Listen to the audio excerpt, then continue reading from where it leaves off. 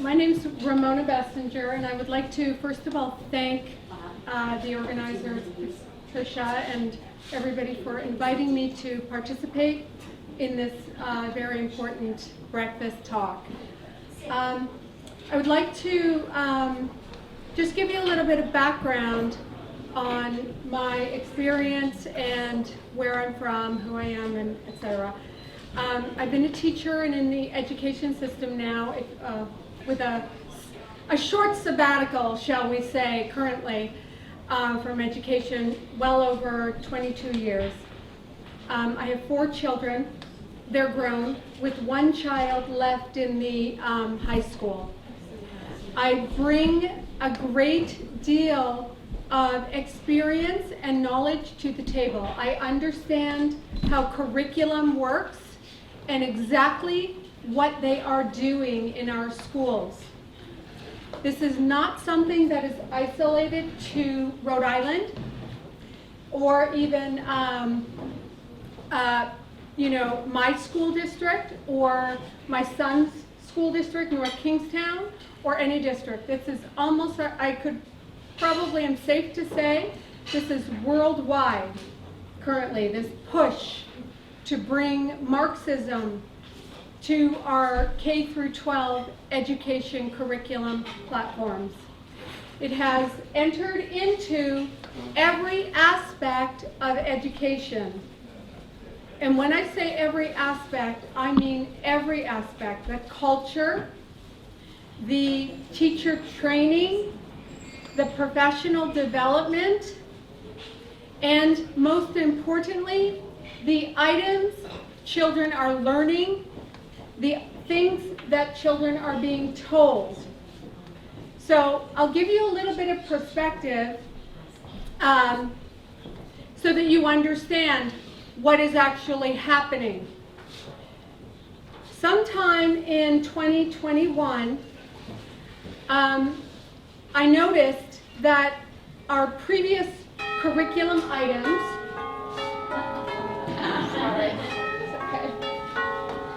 noticed that previous curriculum items, right? It's the coronation day, so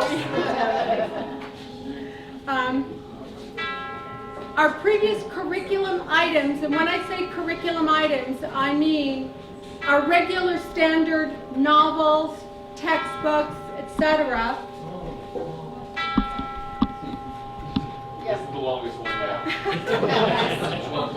Formerly the bell tolls. Can you can hear me okay? Yes. Okay, I'll just go on. Regular curriculum items, meaning our novels that we teach, our textbooks that we use in all disciplines, all subjects. I'm going to try to coordinate it so that the gong, is perfectly timed for the end of my sentences.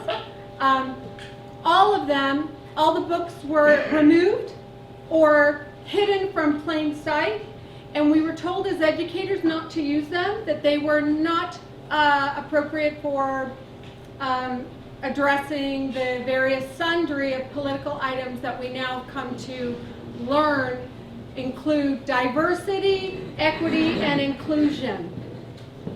Code word, code term for communism. Sounds radical, sounds almost like, how can this actually be happening? But it is happening. This DEI platform, or these communist leftist ideologies, are being taught to children through books and through pedagogy, through lesson plans, and through school culture. Now, I don't know if any of you are familiar with history. This is not anything new that is happening currently in the United States. This happened during the Cultural Revolution. I don't know if you're familiar with the Cultural Revolution, but Chairman Mao and his wife, Lady Mao, used children as weapons, politicized children. Because guess what? If you can use children, you have an army of soldiers. who will follow you blindly. Why is that? Because developmentally, children are impressionable. Let me, a really quick example. Just as a joke, I said to one of my 7th grade students years ago, well, pigs can fly or something. Is this a silly expression? That student actually thought pigs could fly, but I have to explain that this was an expression and a metaphor. But the point is, children will believe adults, right? Yes. That's why they're children. That's why they have parents and families and support in the community. Because what we say to them, they believe. So now in comes this curriculum that basically replaced all of our curriculum items. Initially I thought, oh great, new books, new novels, new ideas to help us bolster our reading and writing scores. Until, I think it was when, honestly, the day that President Biden was inaugurated, we were allowed to open up, and this is fact, open up our boxes of books that we had in our classroom. And inside those boxes were hundreds and hundreds and hundreds of pamphlet-style books. And when I say pamphlet-style, I say cartoon, sort of like cartoonish, very brightly colored. And initially I thought, oh, wonderful, we have hundreds of books, but I wonder what's going on? Because, you're not really there's no time to question it, but as I started sifting through these books, I started noticing a pattern. And the pattern included a very anti-American version of history, darkening of historical figures. So for example, there was a little book on Lincoln, a biography on Lincoln. He was no longer it was almost like he was portrayed as an African American. His skin was darkened, and you could say, well, whatever, it just happens to be one book.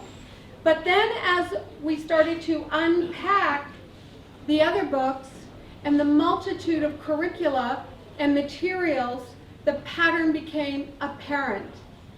And the pattern included, teaching children to mistrust the nation, to feel ashamed for their color of their skin if it was white. If they're Christian, that was also demonized. So there was a culture and ideology present in these little books and in the curricula that really disturbed me as a human being, not as a conservative, not as a right-wing whatever, not as a left-wing, not as a liberal or a Republican, but as a human being, I was concerned. And as a mother, deeply concerned for my own children, because what I saw in these books was not okay and not acceptable. Combined with the anti-American and historical inaccuracies that I was seeing in these little books were highly sexualized, almost, vile, disgusting references to various, sexuality, etc. Health, ed, biology, everything was changing and shifting to accommodate this new political ideology. At my son's school, they're making a massive shift to bring in a curriculum platform. That curriculum platform for health ed includes graphic, secretive, I'm going to say, and I say secretive because these lessons remain in the classroom with the teacher. Graphic lesson plans that have children K through 12 doing things like going on condom hunts with their teacher, referring to their feminine selves, their girl selves, as bodies with a vagina, referring to their boy selves, their male persons as bodies with penises. So girls and boys are being erased in this curriculum. America is being erased in this curriculum. This is not an exaggeration. I have a very limited amount of time, and so I'm, trying to squeeze it all in. But this is a very serious, worrisome time in our lives, and it's not going away unless we get involved and take action. So, going back to my experience, I naturally went to my department leader. I asked where this curriculum came from and who approved it. Nobody could give me any answers. I asked the consultant, who approved this curriculum? Nobody could tell me. What happened as a result of my questioning these having very reasonable concerns, I was going to say brutally harassed and bullied in my school district, and they tried to silence me. I then went on to write an article in Legal Insurrection after that school year ended. That was in July 21. I thought for sure that was, the end of my career that I've loved, and the only career I really know. I wrote that article in Legal Insurrection and went back to school that September. That September, after 6 weeks of school, I was removed from my classroom and placed in a basement to sit in a basement at another school without any reasonable explanation. This, while there is a teacher shortage and they're hiring child molesters and people off the street, an experienced, caring, award-winning teacher is sitting in a basement at another school, being shamed further.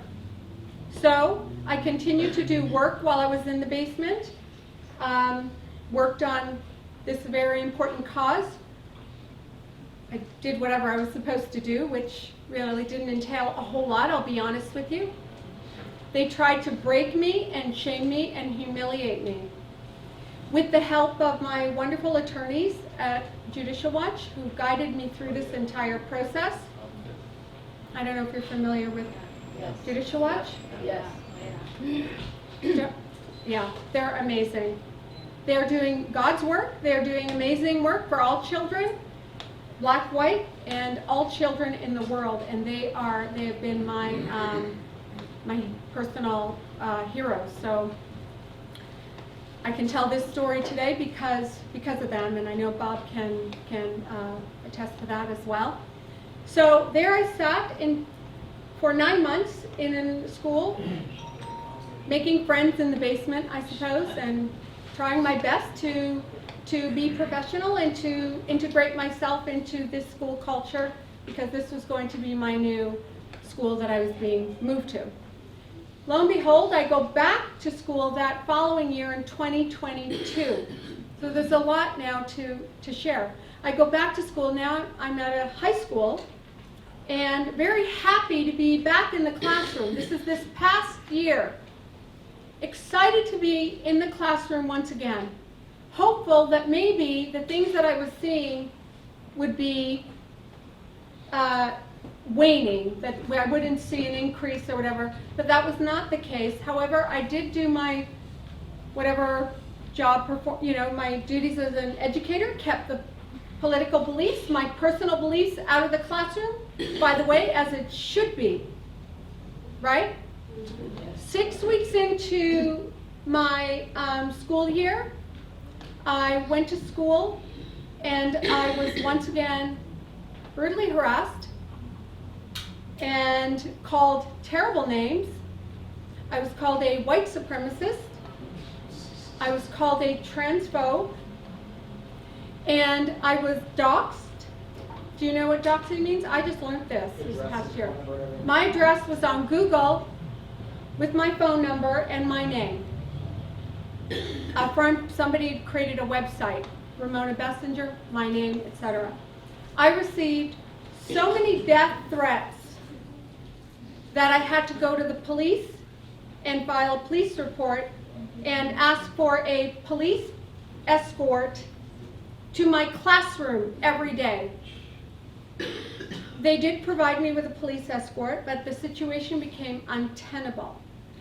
The protesters, there were student protesters that many of them I didn't even know, many of them I'd never had in class, called me such terrible, terrible names that eventually this became, the focus of, I believe, everyone's attention. So it was becoming abundantly more and more increasingly unsafe for me to be there. I was told after the 6 weeks and after this grand protest, which by the way was all over the left-wing media, was in the Providence Journal in a very, very disparaging and negative way. I was called by Linda Borg in the Providence Journal a racist. She said that I was a white supremacist. After that, I received even more death threats. But after that also, my attorneys wrote her a very stern letter. And 3 days after receiving that letter, she resigned. I don't know if it was a coincidence, but I would hope so, right? Subsequent to that time, this was October 8th, I went home that weekend after trying to do my job, trying to continue on in the classroom. As you can imagine, it was very, very difficult. There were so many students who came up to me privately and said thank you and were concerned about me being targeted. Some cried and asked me not to share their names. They asked me not to share their names or to talk about them, which I wouldn't do, but they expressed their concern for what was happening and also appreciated the fact that I was there in the classroom with them. After a week of these sorts of protests and attacks on social media, at my home, I received a letter saying that I should not go back to school, that I was being placed on administrative leave. That was it. So, here I've been on administrative leave now since October, and I have no idea, administrative leave with pay, while there's a teaching shortage. And by the way, you have a teacher in front of you who has no demerit points, excellent evaluations, and has been nothing but kind and compassionate. There isn't one item in my past or present that is hateful, anti-Semitic, or anti-Black, or anti-Asian, or racist, or any sort of negativity, but yet I was called all those names over and over and over again. It was soul crushing, and that is what they wanted to do, was crush my soul. But life goes on, and you have to pick the pieces up, and so within the first week of my administrative leave, I was flown to DC to participate in an independent women's gala where I met a lot of like-minded individuals. Nicole Solis, I was with her on this trip. Riley Gaines, I know you're familiar with her story, and many other brave women who have shared the similar stories of harassment, similar stories of being doxxed and attacked for simply expressing concern for all children, for women and for men and for boys and for girls. That is it. There hasn't been one negative, hateful, mean-spirited thing I've ever done. But they go after people like me, and they'll go after you And if they're not going to go after you, they'll go after your children.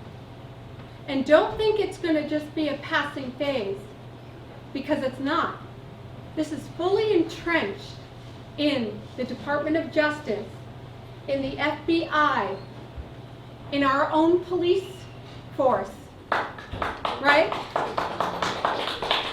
Although there are many amazing Americans and fair and decent, and the majority of Americans are good people, every single government institution, not just education K through 12, has been hijacked by this very dark, nefarious, communist agenda.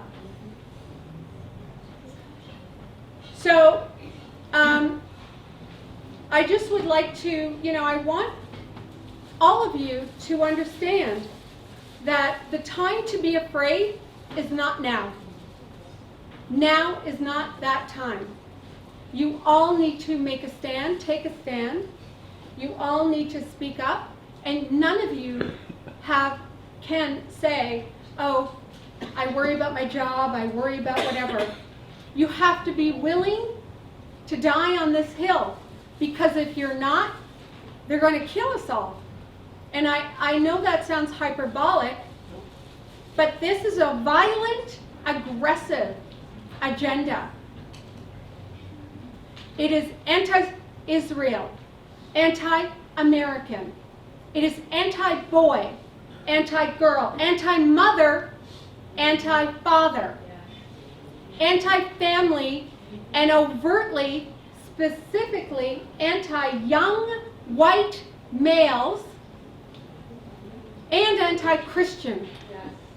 Okay? Apart from the horrible curricula items I've exposed in Epic Times and other journals and through my speaking engagements, etc., we discovered at my son's school, North Kingstown High School, an entire curriculum provided to students under the guise of safe zone materials for children who are struggling with emotional problems or gender issues or whatever perceived. Well, every child struggles with their identity. It's their job. Every child worries about who they are. It's their job to worry. They're capturing those children and bringing them to the platforms that we're seeing at North Kingstown. Specifically in North Kingstown, we sounded the alarm. I say we and several other parents sounded the alarm on this hateful, anti-white, anti-Christian curricula called Safe Zone. It's called Soul Force. They all have very, neutral names, very loving, caring names, until you actually look at the content and you see there's a deliberate target on our white males, our white children's back. Now I know, again, I'm sounding, these are words that a lot of people don't want to speak because you get paraphrased, you're going to get quoted out of context, and they're going to call you terrible names. I'm here today because I think everybody needs not to be afraid to speak these words, to stand up for your boys, stand up for your girls. They're coming for those children, and they're succeeding. There's never, ever been, in the time that I've been on this earth, a more crazy time filled with children experiencing real anxiety, real worry. Why is that? Their identities are so confused for them. They don't know if their mothers are really fathers, if their fathers are mothers. Can their mother turn into a father? One student asked me. Can their father turn into a mother? Another student asked. How do you even respond to these questions? The kids bragging at school about their pansexuality. Does anybody understand, the gravity of this situation? These children are being held hostage for 7 hours a day. There are many good teachers for sure. I would again say the majority are probably excellent teachers. But there are those that are telling our young males, our boys, that they're bad. And they need to atone that they are children of pallor. Literally referred to as a child of pallor. Do you know what that means? No. It means you're a pale-skinned child. You're a white supremacist. What does that do to a child? Makes them doubt who they are. Well, what do they really want to do? They want to belong. So a child who might be confused about his or her gender will naturally gravitate towards something to belong. And the next thing, that child is being carved up. 13 years old, recently, here in Rhode Island. A young 13-year-old girl had a hysterectomy and her breasts removed. 13. That means she started the puberty blockers perhaps with or without parental knowledge.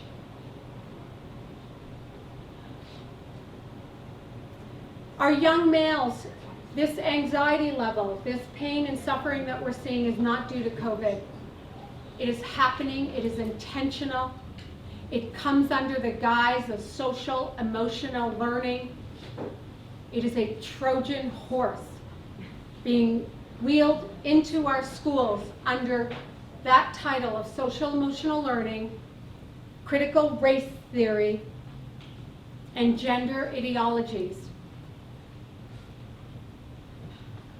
And if we turn a blind eye because we're too busy, because we're working, because we're afraid of what our church communities will say, we're afraid of maybe somebody coming to our door and harassing us, I'm going to tell you something. That didn't work out so well in the Second World War.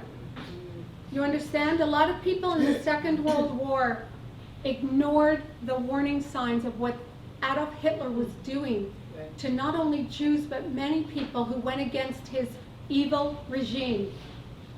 They ignored all the way onto the trains and would not believe what was actually happening until they were all murdered. And I hate to be so graphic here, but that is what we're seeing. I would not risk my livelihood, my career. I wouldn't be here on administrative leave with pay if there wasn't something, right? This isn't, none of us are, and parents are outraged across the country. Teachers are leaving the profession in droves. There's a reason for that. It's not because things are okay and this is a passing phase. It's because I think a lot of people must feel that their lives are in danger. They need to stay close to their families. And they're leaving instead of fighting. We can't be that way. We can't be afraid to fight.